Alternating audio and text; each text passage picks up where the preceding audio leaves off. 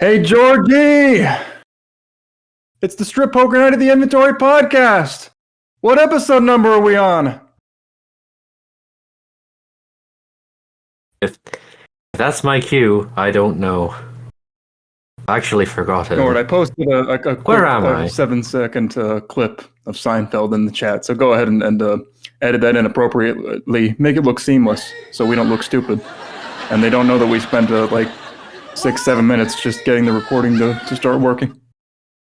Got all of this out in post. I'm your host, Jerry Spnanon, and here with me is my co-host, Nord Costanza. It's a video game about nothing. How do we know when we're done with it? It's a video game about wearing nothing. Exactly. Hey, it's about making conversation. Pointless conversation. This is more relevant than I realized. It may discomfort you to know that people have debated the viability of different Seinfeld characters for this game and, determined, you can't really put the main man himself in, but all of the other characters are People have fucking game. made hyper-realistic models of Jerry and George. Yep. Were you not there for that? Do you not? I vaguely recall it. I know too much. I'm gonna have to search that up. Post that for the edit. If I know, you must know. It's not like they wouldn't make good conversation, but there might be some significant shrinkage. Speaking of which, here's our guest, JustKidding, who lives across the hall and eats our food. I've never watched Seinfeld, so I don't have any good references to make here. Get off this podcast. How has the guy from Northern Ireland watched Seinfeld and you haven't? That's a great question. Congratulations on that question. JustKidding has been around for a while. He's a pretty regular guest because he makes a lot of stuff that we can talk about. And we've got him here for a quick episode today because he has made quite a bit of new content for it. We will talk about that in a bit. But is there anything else you two would like to introduce yourselves with before we get into it? I warned you what would happen if you didn't try to stop me. Now it's too late. Another character's in the game, but we'll talk about her next time. Don't spoil the surprise. We're coming off of the heels of a lot of behind-the-scenes changes to the games, as it's a relatively the quietest period we've had in years, honestly. So we have a fair bit of behind-the-scenes stuff to talk about this time. JustKidding. Anything you'd like to shill? Not that I can think of. At this moment, I'm just, glad to be back. Happy to talk about the things that I did and, defend myself in this court of what is ostensibly law. We're going to see if Solitaire can tighten this up a little bit. But I'd like to start things off by mentioning the general feedback poll, the annual general feedback poll that runs every winter. That is the beginning of the year for you Southern Hemispherites. Is still currently running. It started in mid-January. It's been running for about a month now, and it will continue to run for at least another month. I think the current deadline is right at the end of March. We are at about 450 responses. Very nice, although in my estimation, Meia and Jura are still not mentioned nearly enough, so you should go shower them with praise. That kind of leads us into the host Shilling corner. But again, there's the link for the feedback poll. Should be in the description, should be all over the place, should be in the game. If you go look for it or any on the Discord servers, if you look in the pins, please leave your comments and suggestions. Anything you want to see, any waifus you want made that will not be made because asking for them doesn't do anything. But I'd just like to say, more developments will come to pass soon, but I want you to know that your feedback really does matter, and I do read it. You matter. In ways that you may never realize. Nor, JustKidding, would you agree with that? Have you filled out the poll? I would. I filled it out a long time ago. But very interesting seeing what everyone thinks about the game. A lot of characters have been mentioned that you don't hear a lot about, but I think knowing that there are like those dedicated fans that really like your niche characters, that's exactly the kind of people you're making them for. Yeah, the other day someone was a big Chaz fan. They were chazzing it up. Just kidding, did you fill out the poll? I don't remember filling out the poll, which probably means I didn't do it. Do it. Do it right now. Right now? Not right now, but right after we finish recording. No. Okay, I super promise. Tell me about how much you love jerking off to Meia. Also, Tron Bon. I won't stand for your slander much longer. Speaking of which, briefly, there's the host Shilling corner. It's my show, and I get to show whatever I want. And it's also Nord's show. Nord, you have made a new character. We'll talk about them next time. But is there anything else you'd like to shill? Or just any kind of like hot opinions that you want to use this as a platform for?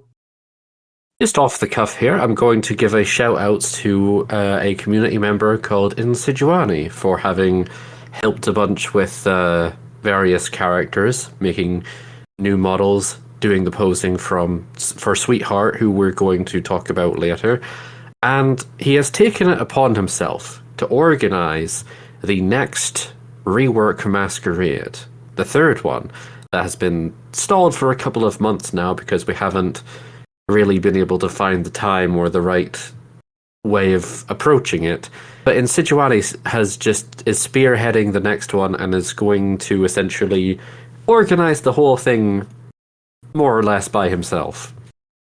He's already at the time of recording. It's at the stage where he's preparing the specific like forms and ways to actually apply for this, and he's already sorted out the list of all the characters that are able to be like picked up, reworked. For some of them, it's just getting them across the finish line and finishing sponsorships essentially that were never finished. And he's working out the best way of allowing people to apply to make a brand new character, like the first Masquerade, which happened before my time. So this will be my first time seeing these like newly formed teams coming together to make new characters. It's one of many efforts to bring in new talent, hopefully, and just make or significantly update new characters, just like new projects in general. Because you alluded to it before, but the pace of like completely new content has kind of stalled. And I want to say like the last, God, it's got to be almost 6 months at this point. We've only gotten a trickle of new characters. You responsible for one, obviously.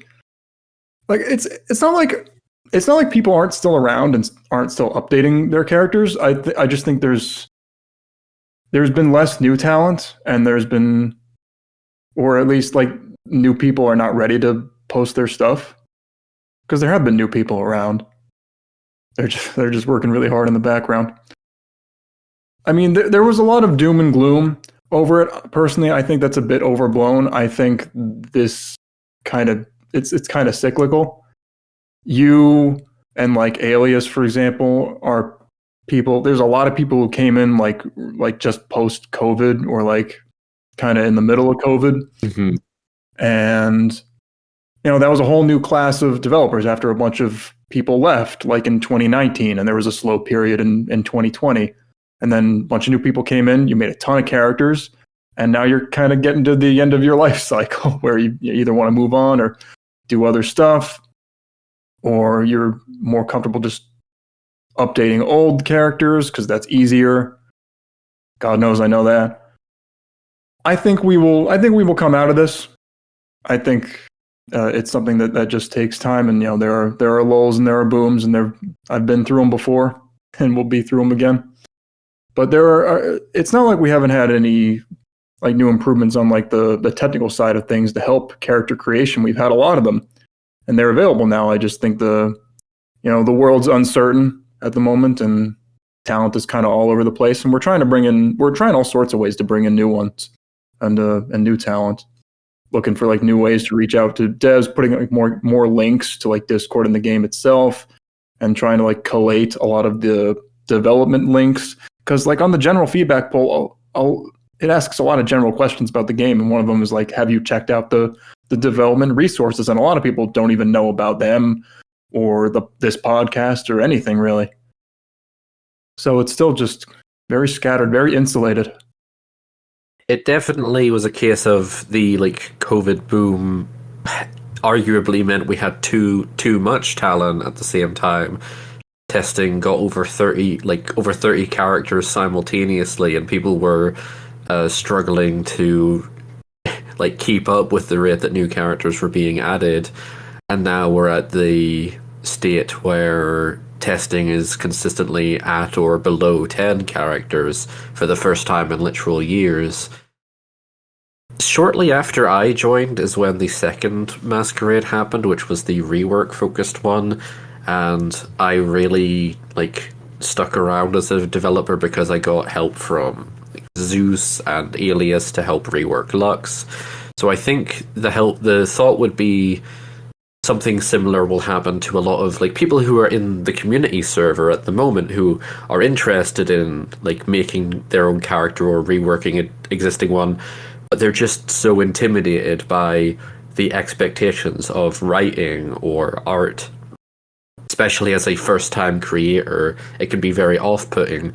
So the hope is that by being paired with some veterans, they can contribute like pieces to a character without like essentially getting scared off if they can envision like completing the entire character by themselves as their first attempt.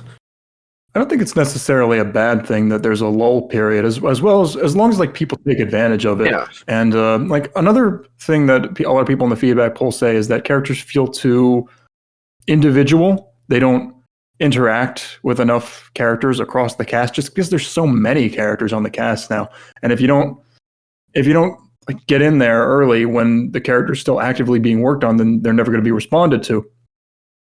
And I think if we take advantage of it, because people are still around and updating old characters, just try to like focus more on like main roster stuff, just targets across the main roster, and do what you can there and help build up that web of interconnected targets.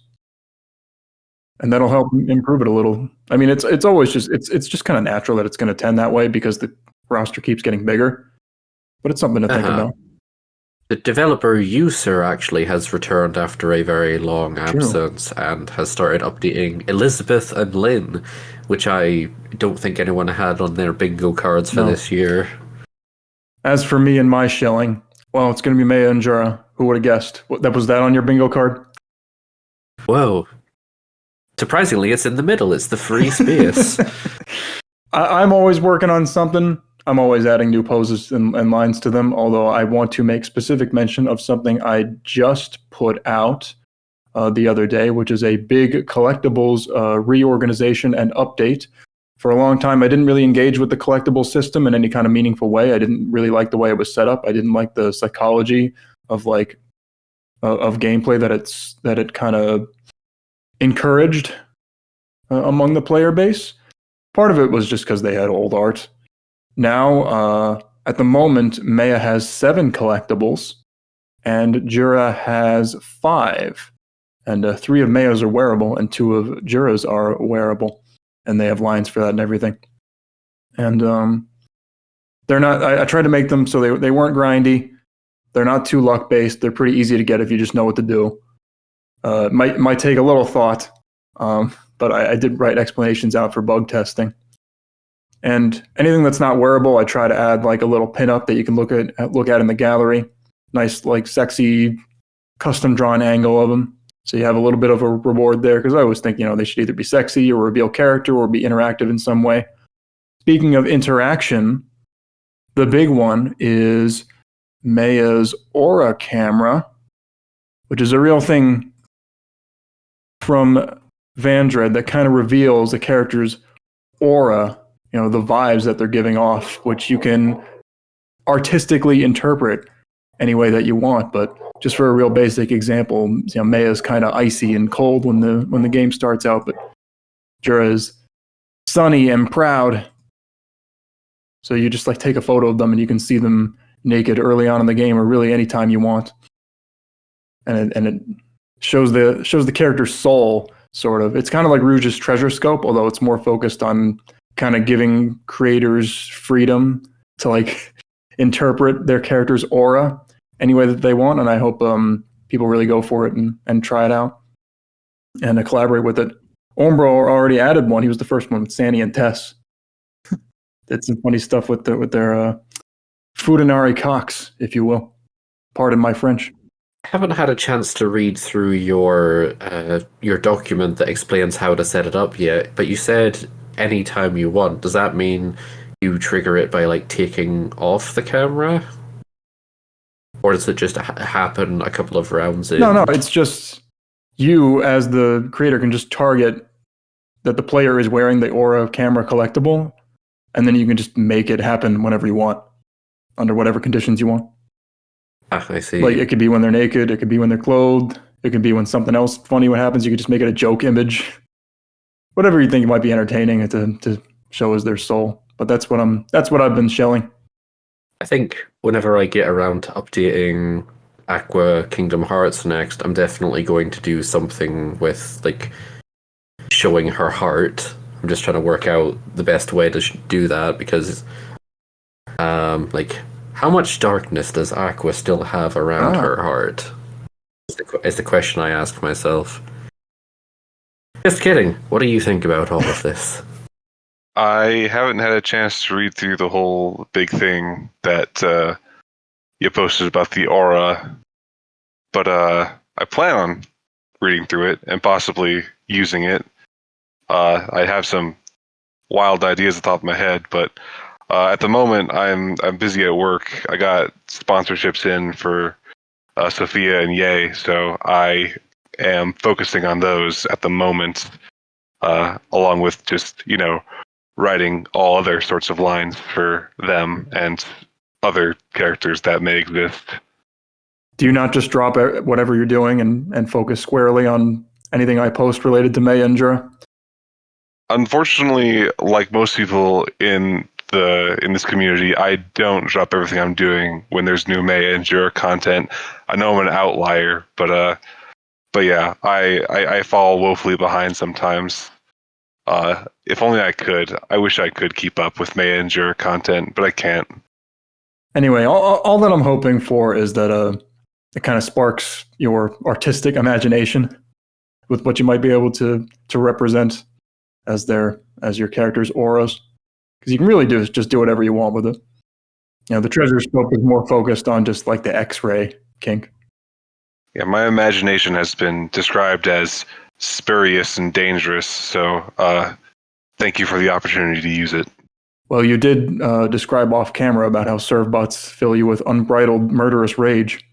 It's not murderous rage, it's just murderous inclination. There's no hatred behind it. That's much better. Just so it's premeditated, it's calculated how you're going to dismantle them. Oh yes, it is. Well, there's one more bit of discourse that we need to get through before we can talk about the character updates this time around, and that is Rehost Discourse. So, SPNatI infamously has content that's online on spnati.net, which you can play right now, no strings attached. And there is a wealth of content offline, incompletes, which is characters that never got finished. Offline is characters that are just old. There's like alt costumes that are seasonal, since the Valentine's event just ended. There's all sorts of shit.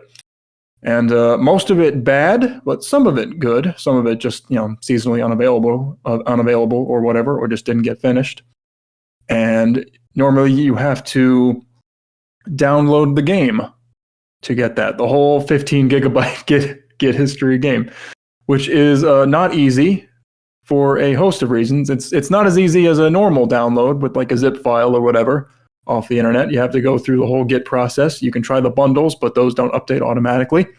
You can figure out GitHub Desktop, which really isn't the hardest thing in the world, but it also takes like a whole day to download if your internet's not that great, or you might not have the space for it on your computer. So people have tended to rely on what is the good charity of others let's say. For a while, a couple of years ago, there was SPNatI.party, which was basically an online, offline rehost. It had all the content in the game, everything, warts and all. Everything that's ever been submitted to the game, just available for you to select. And people got quite attached to that.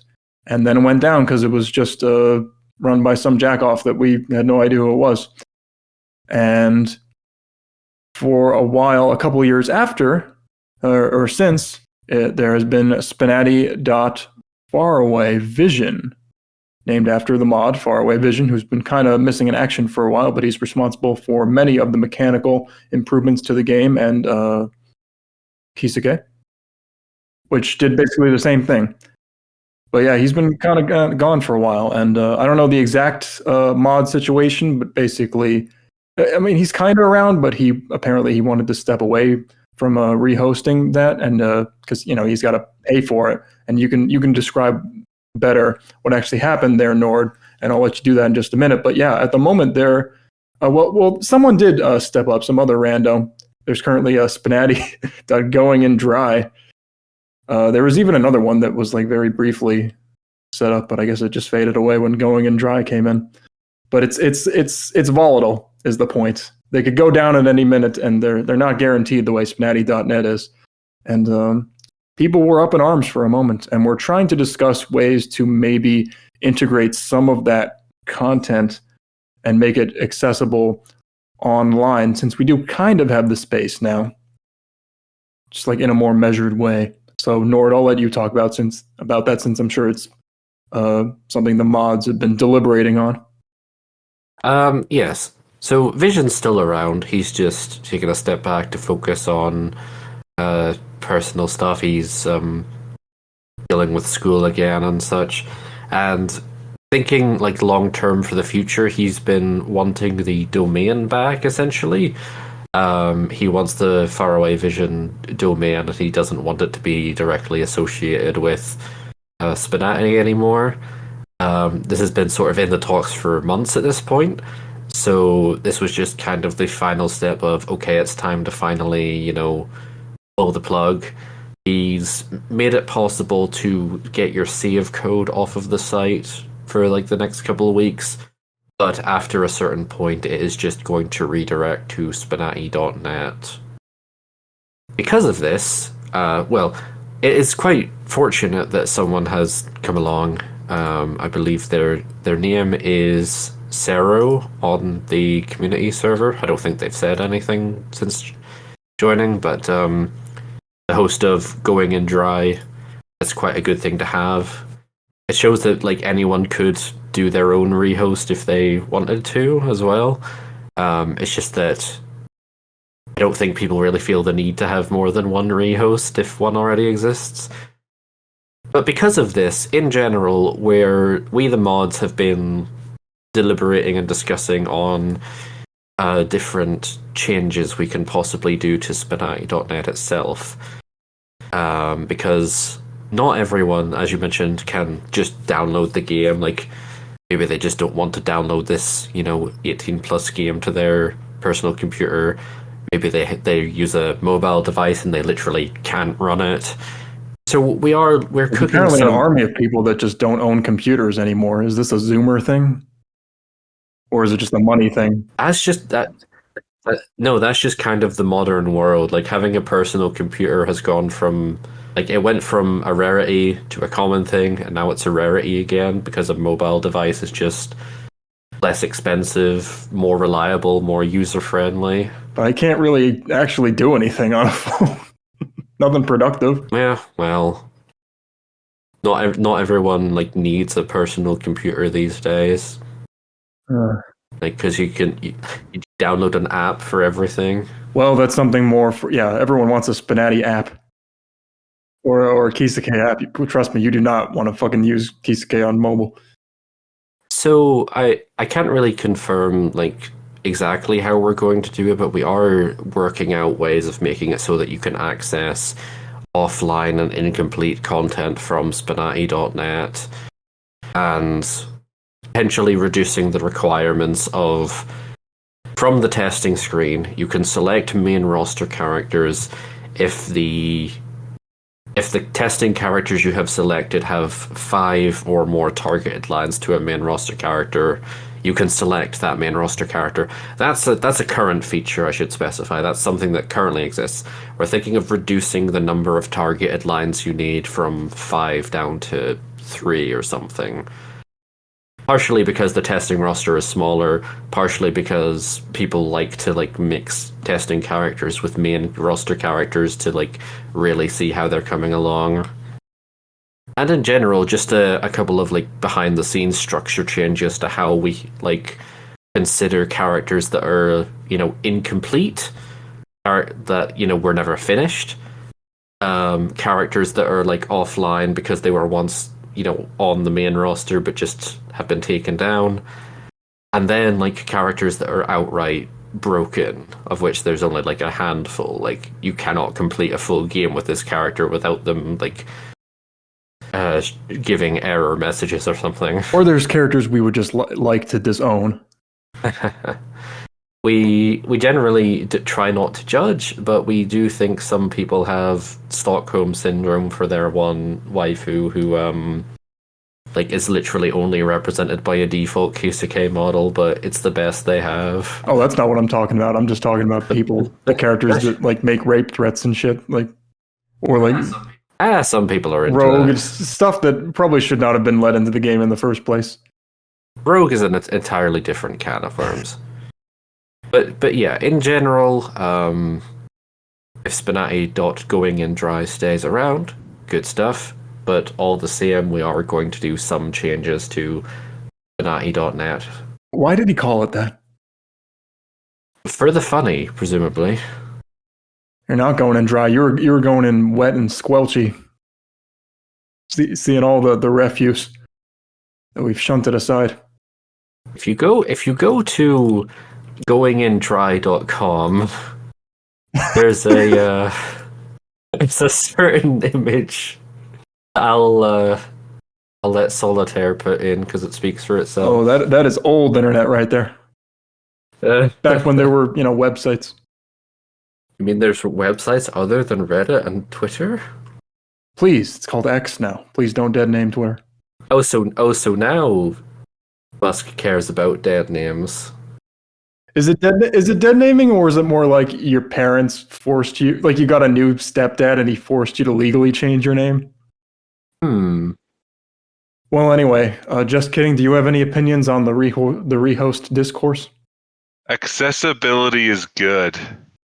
It is. Outstanding. Absolutely correct. In a perfect world, we wouldn't have to put anything offline. I get there was a not insignificant amount of traffic going to those rehosts because people just wanted to play. There's maybe a specific offline character that people wanted to play with, or a costume or whatever, or there was collectibles that were hidden behind those costumes. We're trying to automate that so they come on when the seasonal costumes do. Yeah, I think it was 30% of the traffic or whatever. That's why I never really supported those rehosts, because I knew, one, they would go down at some point, and two, people would get really attached to them and get really mad if they ever did go down, because it would be like we're taking content away, even though we never really promised it there in the first place. Yeah. But, as long as someone fills the void, I guess it works for now. We're trying to think of better solutions. Anyway, we are recording this in late February, and the Valentine's event has just ended. There's been a number of new costumes and updates to old costumes. Just kidding, you are on specifically because you have made 3 of them. Nord made another, and I actually made one too. So we're all included on this one. We are just a couple of hopeless romantics, huh? A trio. Feeling more hopeless than romantic, but I agree. Are you kidding me? Yes. Every time I look at Meia, I am filled with hope. Nord, can you take us into each of these costumes? Certainly. We're going to start with the 3 costumes you've added, just kidding, with the very first one being Rolls, pure white mechanic. Now, my initial thoughts of this are, is this just a palette swap? But as you get further along in her stages, you realize, there's some really good differences here. Would you like to tell us about this? Tell us about your decisions here? Yeah. So this is kind of it's appropriate that we started with a role here because she's kind of the whole reason I ended up making 3 alts in 1 month. I popped one and I could not stop. But this is a real alt provided by Capcom themselves for role. You can even buy a figurine of this. Her White Day costume, I believe, is called. Is it from the Gacha game? No, it's not. This predates that. But it is a real thing. You can buy. There's real figurines out there where she's dressed like this. And of course, the whole thing when making this was, when you look at it as it is in its base form, it's just a white roll. It's just roll, but she's wearing white, which is, sort of exciting. But it's only marginally an improvement over her normal form. So the whole idea here is once you start peeling the layers back, you start finding some interesting extra tidbits that are going on with this alt. Namely, that she's wearing a crotchless leotard, which is just one of my more inspired choices I've ever made in my life. So the official figure doesn't have that part? As far as I know. I don't have one in my possession. I cannot take it apart and find out myself. Capcom has been, I guess, screening my calls, so I don't know. We just don't know. Anything else you'd like to say about it? Or shall we move on to the next one? I mean, we can, unless you guys got things you want to say, we can move along. It's the lightning round. They're all cute. They're all very well done. It's sexy. It's very daring for her. I guess that's the whole point, right? She's trying to be sexy for Mega Man. For someone. Implied Mega Man, but for someone. She made reference to White Day, which is a month after Valentine's Day, and it's when you give something back to the person who was your Valentine's, right? More or less. I thought that was cool. Who's next, Nord? Up next, we have Sheena with her Sugary Summoner outfit. It's a very nice dress. Sort of like a baker's ensemble, I would say. Is this a reference to anything in particular, or did you just create it? This is not my brainchild. This is, again, something official that I dug up. There's a whole bunch of, Tales of games, and there's a few crossover games. One of them is Tales of Raised, in which Sheena appears and has a Valentine's, it's a Valentine's alt in that game too. So I appropriated it for SPNatI like any good soldier would. But yeah, I kind of carried over the idea from Roll is just, the outside is unassuming and then you peel away the layers and there's something more exciting down there. Yes, she has a bra made of leaves. Only if you're familiar with Kizukai would you have that thought. Brain rot. It's just a leaf, Ruben. And can't fool me. And I've just zoomed in on her underwear, and I've realized I've spent too long in the Kisuke pits because I can make out the individual shapes of the ribbons you've used, but from a distance, it's a very nice pattern just for added detail. You know what her appeal is, because all these poses and everything she does, it's just keeping those massive fucking titties at bay at all times. I mean, that leaf bra is at the breaking point. It's Stone Age technology, and it cannot handle her. I know what I'm doing. But yeah, I always respect. I mean, this is a cute costume, and I always respect characters kind of dressing up against type. and finding obscure promotional art. And it's like, hey, I'll make a costume out of this. Fuck it. It's pretty much the best inspiration you can have. Now for the last of your triumvirate. What is it, Nord? Maria, Sadistic Venus.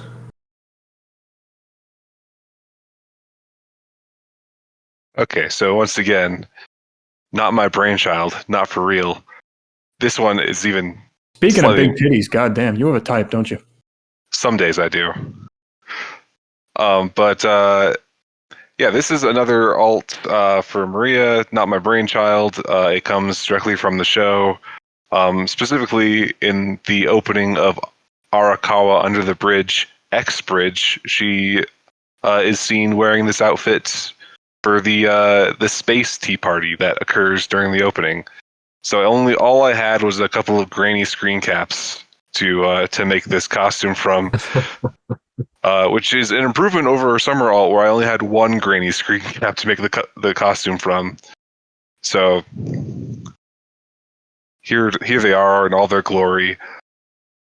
I really had my work cut out for me at some of these points, but I think it came out well. You can't even tell that it's her. She's got pink hair. She's the only character with pink hair, so it's Maria. But she's holding another character in front of her, so it's hard to see. And she's got a bikini underneath, I see. Again, straining against the sins of the world. I believe in, large breasts and their appeal. And I know other people do too. So I'm giving the people what they want. Also, the ponytail, I think, she doesn't take that out, the whole alt. I really think it adds a new flavor to her. So yeah, this was a lot of fun to make, all three of these. And the whole kind of being carried through of just innocuous on the surface, but then peel away the layers and there's kind of a more sultry Valentine's thing going on underneath. Absolutely. It's like Valentine's Day on the surface, you go on your cute little date to the cafe, and then Valentine's night underneath, where you go home and you just fucking raw it all night. I'd like to add, it's me. I'm the appreciator of massive titties. Good job. For her and with Sheena. I have yet to reveal my largest titties. Oh god. I'm scared and excited. So I cannot wait to see what other 4x4 pixel grainy screenshot you take from next for her next costume. What about a character whose entire source material is a grainy screenshot, practically? Segue, Nord. Well, the final new costume. Not the final one, my mistake. Final new one is by me. And I should post this screenshot because, as always, I have to come up with completely original designs for all of his friends as well.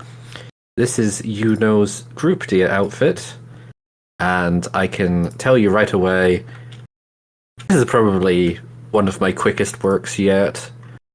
I just generally wanted to put him in a suit and tie because I thought it would look really cool. And it does, I think. You were rushing to get him in time when the event started. Yeah, because I didn't realize that the event started at the beginning of the week rather than on the day itself. So I did very quickly clamber this together, but there is a design choice I've gone with where I've made him take off his... I made him take off his shirt first instead of his trousers, so he has the sort of bare arms look going on, which... I don't know what it is, but it appeals to me. And if nothing else, Yuno is a character who has always appealed to me. I mean, you can pretty much do what you want with them, so... Pretty much, yeah. Part of this has also been just recycling an idea I always had of doing a sort of, season 2 look for him and his friends, almost. Like, a hypothetical, second season of this anime that absolutely doesn't exist. But I never really felt the compulsion to do it, but now with this theming and getting to put him in a nice suit, I figured, why not? Oh yeah, it's just a nice change of a nice bit of shaking things up. I know these are all like Kisuke default clothes, but it's still, high effort to update all of his friends. I mean, you're the only one who knows what all their names are. But I appreciate the effort. Any Yanagi fans in the chat? That's the purple-haired one. She has short hair now, so that's different. Wait, she doesn't normally have short hair? No. Just kidding. Any thoughts? I think that's a cool alt. More male characters need Valentine's Day alts. There was one planned for Kaz that didn't pan out because I suddenly started updating his model very seriously. So yeah, good on you for adding the guy that we needed this time around. Kaz would be on the prowl on Valentine's Day, wouldn't he? He's got impressions to make and chocolate to hand out. If I was a lady out on the town and some guy came up to me and gave me like a big ass Toblerone, I'd be all over it. This guy's a keeper. I don't know why he's still a bachelor. He's a little insufferable. Oh, that'll do it. I think I could go back and update this for next year or whatever. He was just the easiest one to add a costume for in a hurry, because goddamn, I'm still too scared to touch Dunban's art with a 10-foot pole, having to redo all of those pipelines. Ugh. But we're not done with our costumes just yet. There have been updates. Nagisa, for example, has gotten an update to her Maid cafe look. A very beautiful dress. Really making me wait, aren't you? We're going in alphabetical order. No, we're not. Are we? No. Not at all. What? So as someone who's watched Clannad, I can attest that this is ripped straight from the show itself, where Nagisa goes and she works in a cafe, and her dad goes and takes upskirt pictures of her. It's a lovely little thing that happens. What? Excuse me? Okay, not upskirt, just pictures of her. Was she doing like what was she just trying to make some money, or what was going on? She just wanted a job because she's an adult and, they need money and stuff. And her dad's like, yo, she's really cute in her outfit, so I'm going to go and take some sneaky pictures of her.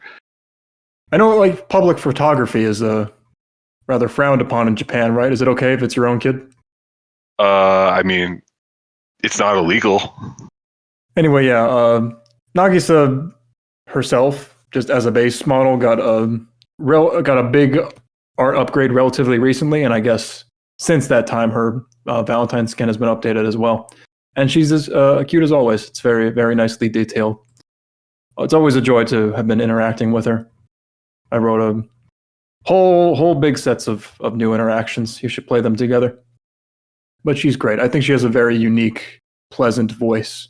I think Arndris has done a really nice job kind of developing her voice over time into something that's, embarrassed, but not negative or uncomfortable. She's very supportive of others. Something I like about this one is the big difference she has as she takes off, I want to say pieces of the dress. She goes from this like warm creamy yellow color to this red and white look as she's taken off parts of it, and then obviously she has the different underwear underneath. It's a very cute look for her. It is. Well, she's cute in anything. What's next? Up next, I have a note here that Estelle's Enchanting Belle outfit has some sort of update to it. Though admittedly, I don't quite recall if this is completely new or if this is just slightly changed from last time. I know Estelle has gotten updates in the last year. I'm not really sure myself, but there's nothing wrong with just highlighting as many characters as possible. Estelle has always been cute and a Nagisa-like presence, in that she's very kind and supportive and sweet. See her in this sultry, seductive outfit is kind of fun. She looks like she's going to pull out the riding crop or something. She has this little thing where she takes a very important necklace out of her bra and puts it on. And she then makes a comment that she's not going to count it as something to take off later because it's quite significant and it belongs to her dead mother. So that was a bit of tonal whiplash.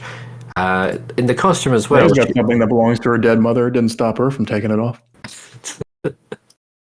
And then part of the dialogue for this costume is that she talks a lot about wanting to ask someone out on a date, and then obviously gravitates to the person who never talks back or raises any concerns, the player. Isn't that the ideal partner? Absolutely. One who just sits there and presses the continue button. Just kidding. What do you think? I am a Tales fan myself, so Estelle is someone I like, and I cannot for the life of me tell you what exactly changed, if anything, about her outfit this time around. But she's cute, and this outfit is cute, so yeah. That's about all I can tell you about it. I am also a Tales fan. I played a lot of Sonic Adventure as a kid. Ooh. Gotta go fast. Going fast exactly describes this last update. Nord. Please. Whoever could it be? As quickly as possible, let's just get through this. It's Meia and her Cupid outfit. Unlike these other costumes we've been talking about, this one does not come from Vandred at all, and comes from Monster Girl Quest, I believe? Well, you would obviously know. Encyclopedia. Ah, yes. The Encyclopedia one. Just take Monster Girl and put another word at the end, and boom, you've got a whole new series. Yeah. I mean, yeah. So along with Meia and Jura's massive visual overhaul, you've obviously gone through the efforts of updating her lovely Cupid outfit.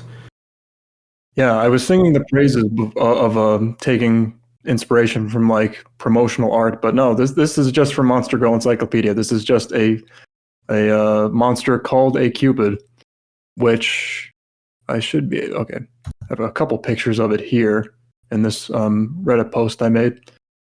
This was all the idea of the Lonely Phone Box. Same guy who made Bruges Treasure Scope. He approached me back in like early 2019. It's like, hey, I have this idea because Meia has like some kind of like personality similarities to like a Cupid, kind of reserved and kind of like watching others fall in love, that kind of thing. So as you can, she doesn't fill out the lingerie quite as well, but I still love her all the same. Anyway, the reason this is really worth noting why I mentioned going fast is because it was updated once for her 2019 model and then updated again for this model. And it was going to be a lot more work this time. So we enlisted the help of some others because neither of us wanted to do it. So Omboro, who did Sandy and Tess and Sweetheart and some other characters talk about, champion food support. He did the model. He overhauled that. And we talked about like a new strip order for her and everything. And then Lockett, who did Nonon and Nagatoro, did the bulk of the posing, any kind of like tedious, busy work. I did a lot of the posing that had any kind of like image editing, but by and large, this was their effort, and I just kind of cleaned up and made sure it was all good in the end. Like this, for example, I did the editing for this post, but yeah. It's a bit of a new style for her. She strips in a different order than she did before. She takes off a lot more pieces at once. And the point is that the Cupid connection is a little tenuous. So the point I wanted to get her to is what you see here at the right, where she kind of ends up in lingerie, and it becomes a sort of different appeal altogether. Where it's it's Meia in lingerie, isn't that nice? As opposed to her usual exercise gear. There is no underwear gate this time. If you're annoyed that she puts on more clothes halfway through, this time she has too much to take off at once, so she just drops a whole bunch of things. She does not put on underwear halfway through in her Cupid skin. I even gave her a collectible for playing with it. But yeah, go try her out. It's fully compatible with all of her new art and everything, and I have them to thank for it. I just looked in the files here because I haven't had a chance to test it out, but I see you've already included a different aura for her this time. What does this imply? It's a mystery. That's the name of the game with these auras, is subtle visual language. Overall, I quite like it, and I get your choice to make her, she keeps on the essentials of the outfit long enough. Like, she doesn't just discard the entire outfit turn one, but getting her to that different, like, that point of, she's in lingerie, that's different to how she normally is. That's a good choice. I'm sorry, I was staring at her butt cleavage, but I'm sure you said something very nice. Of course. Just kidding, any thoughts? I mean, I'm a huge fan of Meia's whole visual update. I think that was all very well done, and I think Lockett and Onbro did a fantastic job of helping, update her alt as well. I know that updating those can be painful when you do any sort of model tweaking, so getting help on that was definitely smart. But yeah, this is a cool alt. It leaves nothing to the imagination at first, but then it does leave you with just Meia in lingerie, which I think should be the goal of any good Valentine's alt. To take advantage of changing up the underwear situation. But yeah. Oh yeah, absolutely. And yeah, definitely I saw that butt cleavage pose, and I was like, oh yeah, that's definitely a spnanon pose. That's definitely something he'd do. It's right on brand for him. It's not like they can't appreciate the big titties, all right? I sang their praises. I appreciate all sorts of things, and butts and their cleavage is one of them. Okay, so we have some main roster additions to talk about at the end here. We're going to try to go through these a little quick. Again, Nord and I have given our thoughts on them before, I believe. Maybe not Sweetheart. That might have been a while ago. I have plenty to mention about Sweetheart. Don't worry. So Nord and Just Kidding, you can give your thoughts. I'll try to keep it brief so we can wrap this up. But go ahead. Take us through these two main roster additions that we have. So we have Shamiko, the cute demon girl from next door, created by TDS142 with a model by The Lonely Phone Box. Just kidding, what do you think about the demon girl next door? I don't know a whole lot about the demon girl next door, Shamiko, from her source. I not engaged with that, but I mean, you look at her, she's really cute. She started out very cute. Her model, there's been some adjustments to her model since she initially arrived on testing, and I think all of the changes are were very needed. Not that it was bad to begin with, but now she's very clean. She looks very, like she fits in with everyone else. And I'm a big fan of characters that aren't, totally 100% confident all the time. So a few disasters here and there are welcome additions. But yeah, she's super cute. So I am a huge fan of her making it onto the main roster. I would very much agree with you in all regards. She's very cute, very well done. One little detail I love is all the different ways she expresses her emotions with her tail. It's either like a smooth curve or it gets very jagged or even bends into a heart shape. Just taking full advantage of that part of her. I think you owe her an apology because it took like literally a month for her to get mod QA. She was waiting all through the holiday season. Things were... it was a busy time of year, and it always takes a fair bit of effort and concentration to do mod QA. But yes, with minimal fixes needed, she did make it to main. She's got custom boob squish too. How about that? It's another train I need to jump on. She does. I've been working on it. Yep. Here's an example. Just using her as an example here is that custom breasts are very much a standard for models these days, even if it's just like one or two ribbons to add or fix the default details. But a notable criticism is that if you don't have like poses like this where they squish or just go out of their standard resting position, it does take away from the appeal of them a little bit. So having poses like this, like Shamiko has done, is very good. It takes a little bit of extra effort, but it's well worth it. Yeah. I had very little to criticize with Shamiko when she first came on. And she's kind of just been, like, when this art update was going on, I had like some concerns. It didn't quite gel for me in some cases, but playing her again and seeing her in motion, I think it did really come together in all respects. So I've very little negative to say. She's a great addition. She's very expressive. She is one of those characters that's very consistently entertaining to read in terms of dialogue. She's always so airheaded and coming up with weird observations, thinking about funny stuff. So, yeah, very, very nice. And the animations as well are top notch for her transformations. Just kidding. Do you have any closing thoughts? Nothing I haven't already said. Very well then. In that case, on that note, we shall move on to our final topic of discussion tonight. We've had many of them. The one, the only, the magnificent Sweetheart. Our first and only donut girl on the roster. What do we mean by donut girl?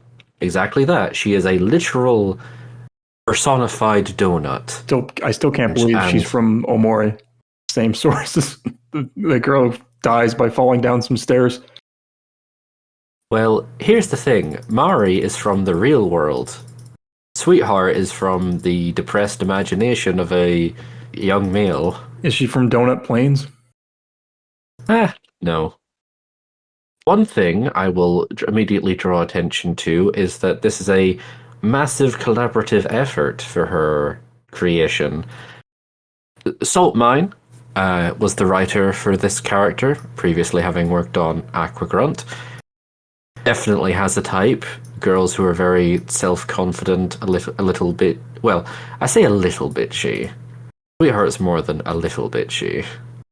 Definitely a lot of effort for him to write a character that has, 1,000 lines of dialogue, 99% of which are her praising herself before anyone else.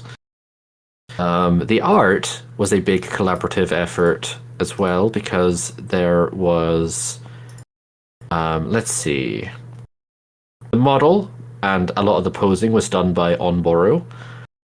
Insijuani chipped in with a lot more posing. Ali drew her twin tails, and the Lonely Phone Box contributed the body pillow. Now, if you haven't already played with her, you should go and play with her right now. But what we mean by the body pillow is a body pillow of Sweetheart. Who else would it be?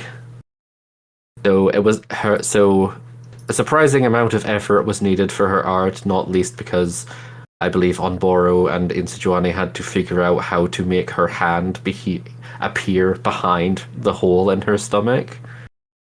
Another technical challenge to overcome.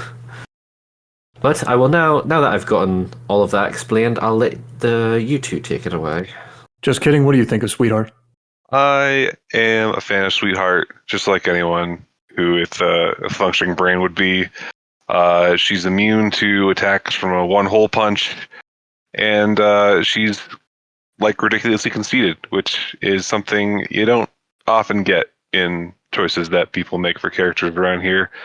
So it's a welcome change of pace, and her perfect kind of gimmick. I've always been a fan of those ones where people are humping a pillow.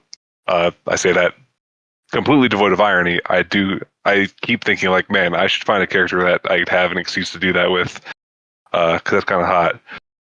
But yeah, all around, have no idea what an Omori is, but I like these characters that keep coming from it. It's no longer Valentine's Day, so I don't have to be romantic anymore. I'm going to be a bad cop instead.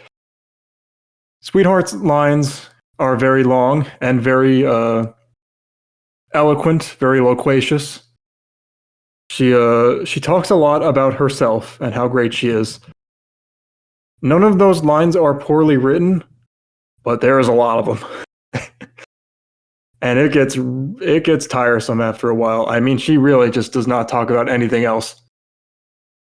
If she really is one note like that, or one whole, if you will, then I suggest doing what I've been suggesting for everybody, was just add more silent lines. Give the table some room to breathe. She was always talking about like how good her cards are and how they're not worthy of her and how nobody else is worthy of her.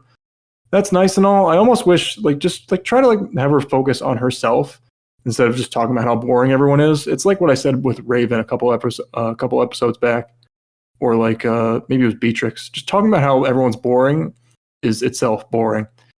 So either dial it back and add some silent lines. I know she's conceited, but I gave Jura some silent lines. Okay, sweetheart can do it. Yeah, either that or just to be a little more like self-directed.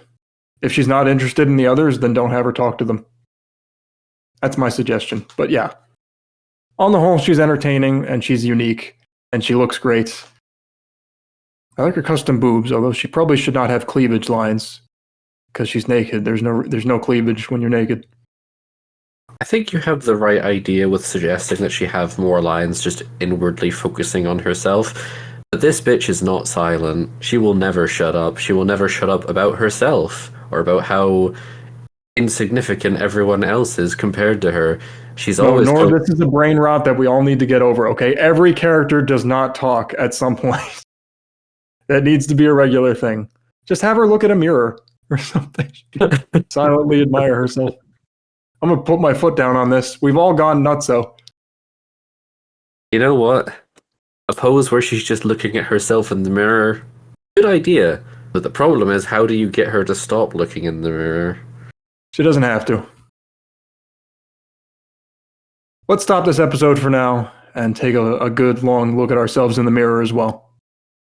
Does that sound good to all of you? You know what? Sure. I'm already staring at myself in a mirror. Have been this whole time. Thanks, Nord, for coming on. Thanks, JustKidding, for sharing your thoughts on all the Valentine's content, all the main roster content, and all the discourse that's going on behind the scenes. This game might be in a bit of a turbulent period, but that doesn't mean it's going anywhere. It just means we're hashing it out, which is that's what drew me to this game in the first place, is that there is controversy, god damn it. We're gonna fap the right way. So thanks for coming on. Thanks everyone who filled out the feedback poll. JustKidding, go fill out the feedback poll right now. Link is in the description. Okay. We look forward to hearing more from you. Stay tuned. See you next time.